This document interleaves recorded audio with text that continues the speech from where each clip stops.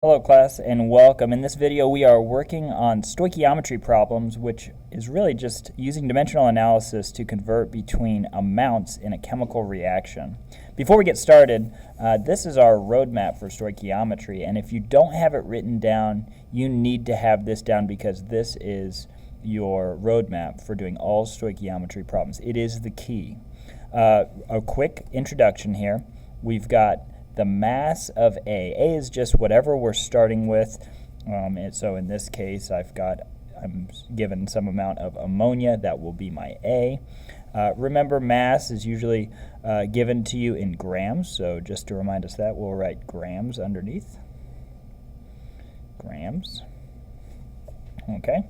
And in order to get from mass to moles, we use the molar mass. That's found on the periodic table. So found on PT. In case you didn't know, you just add up all the molar masses of each element in the compound. For NH3, it would be 1 nitrogen and 3 hydrogens, and we'll see that here in our example. And we use the molar mass to get from mass to moles. To get from moles of A to moles of B, we use the mole ratio, which is found as the coefficients in the balanced chemical equation. So we need a balanced chemical equation in order to convert from moles of A to moles of B. And then if we're asked to find the mass of B, then we convert back to mass using the molar mass. Now, it's important to note that you won't always use all of these conversion factors because sometimes your problem might give you moles. Well, then you'll get to skip this part of the problem and jump straight from moles of A to moles of B using the mole ratio. And maybe it's asking you to find moles. Well, then you would stop here. So a common mistake is that students want to use every step every time. The only time you use every step is if you're going from mass of A to mass of B. Speaking of, let's see an example of that. Our first example is written here. It says ammonia reacts with bromine to form nitrogen tribromide and hydrogen gas. And then it gives us our problem to solve. Well, first, I always need a balanced chemical equation to do stoichiometry. So let's start with my ammonia, NH3. We won't worry about state symbols for this one.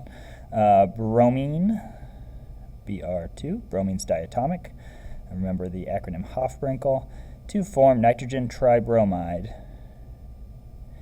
and hydrogen gas. Okay, now we'll need to balance our chemical equation because we need these coefficients to for our mole ratio when we go to do stoichiometry. And so I'm looking at this, I see a 2 and a 3 here. I'm going to need to have an even number of bromines here, so let's add a 2 there. How about a 3 here?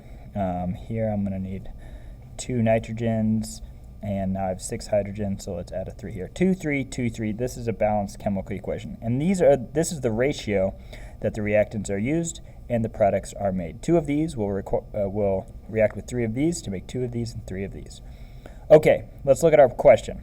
If 138 grams of ammonia are used, what mass of nitrogen tribromide is formed? Okay, well, it looks like I'm given, in this case, mass of A. And I'm asked to find, so I'm given a mass, and I'm asked to find a mass. And so that tells me I'm going to use all 3 conversion factors, which makes this a really good example so that we can see all of them in action. So we'll go from mass of A to moles of A, to moles of B to mass of B. Let's see it. Okay, one long dimensional analysis problem. Okay, so I'm starting with 138 grams of ammonia. My first step is the molar mass of A. I find that on the periodic table. Well, we need to look at a periodic table for this. N is 14.01 grams per mole. Hydrogen is 1.008 grams per mole. And so I'll need to find the molar mass of my ammonia.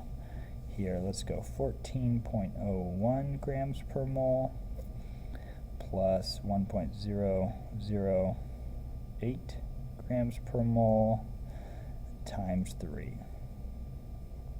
Okay, my answer I'll put down here. That's looking to me like, let's plug it in.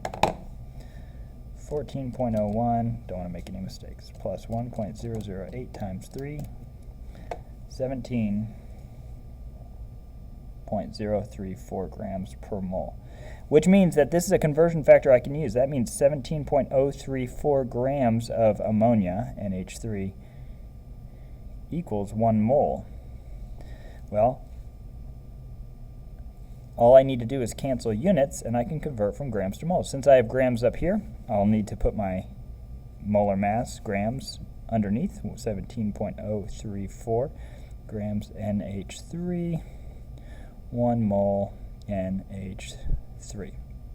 And I really like to label my NH3 here because when I go to use my mole ratio, I want to keep my compounds straight because I need to use the correct mole ratio. Speaking of, let's go to our next step. We've used the molar mass of A. Now it's time to use the mole ratio, which are the coefficients from the balanced chemical equation, to get to moles of B.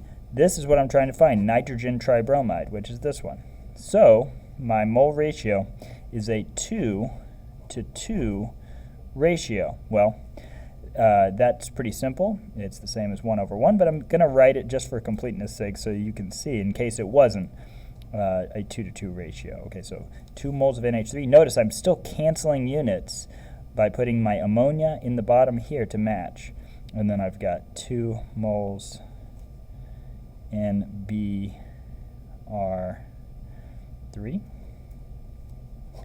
And I'm almost finished. If this question asked how many moles of nitrogen tribromide would I make, I would be finished. But that's not what it's asking. It's asking what mass, which means that I'm going to need the molar mass of my nitrogen tribromide. Let's calculate that here. I'm looking at my periodic table. Ammonia is still 14.01, and bromine is 79.90.